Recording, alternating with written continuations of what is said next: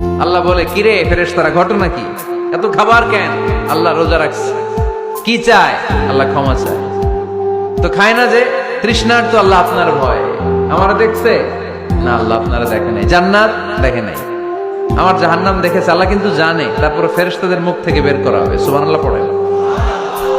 আমার জাহান্নাম দেখেছি কিনা বলো। ফেরেশতারা বলে, না জাহান্নাম দেখে নাই।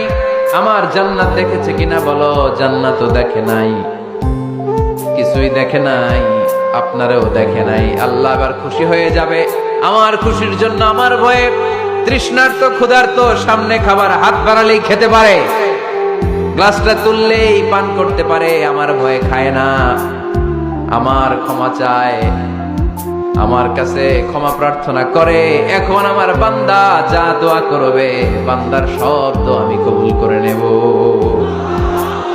আল্লাহর ভালোবাসা সফট কর্নার খুব গ্রো করে, ঝুঁক বোঝে খুব মারতে হবে, ঠিক কিনা? সময় মতো কাজ করতে হবে। সময়ের 1 ফোঁটা, অসময়ের 10 ফোঁটা। সময় মতো 1 ফোঁটা দিলে যেই লাভ, অসময়ে 10 ফোঁটা দিলে ওই লাভ হবে না। সময় মতো কাজ করতে হবে। ইফতারের আগ মুহূর্তে দোয়া করবেন।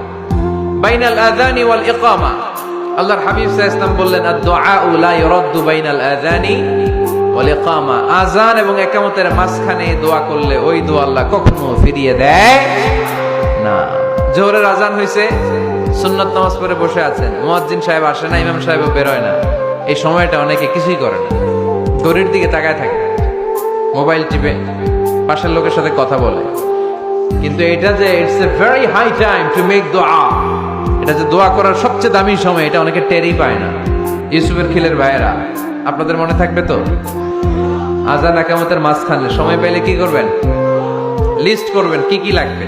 আল্লাহ আমার টাকা লাগবে, আল্লাহ আমার পয়সা লাগবে, আল্লাহ আমার স্বাস্থ্য খারাপ সুস্থতা লাগবে, আল্লাহ আমার ছেলে নাই ছেলে লাগবে, আল্লাহ আমার মেয়ে নাই মেয়ে লাগবে, আল্লাহ আগামী ইলেকশনে আমি দাঁড়াইতে চাই, আমার তুমি চেয়ারম্যান বানাই দিও। এইগুলো লিখবেন। পারবেন? কথা কয় না। পারবেন? পারবেন? সুপার শপে গেলে কি কমেন্ট পড়ছে নাকি আপনাদের দোয়া?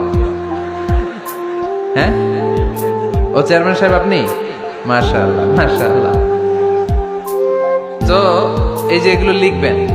সুপার শপে গেলে কিন্তু আমরা লিস্ট করি, চাল লাগবে, ডাল লাগবে, রসুন লাগবে, পেঁয়াজ লাগবে, করি না লিস্ট?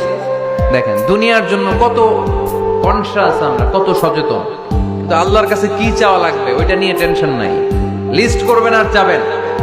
এরপর আল্লাহর হাবিব বললেন, দুবুরা সালাওয়াতিল মাকতুবা, প্রত্যেক ফরজ সালাতের পরে আমরা যে আল্লাহর কাছে দোয়া করি, ওই দোয়া কবুল করে কে?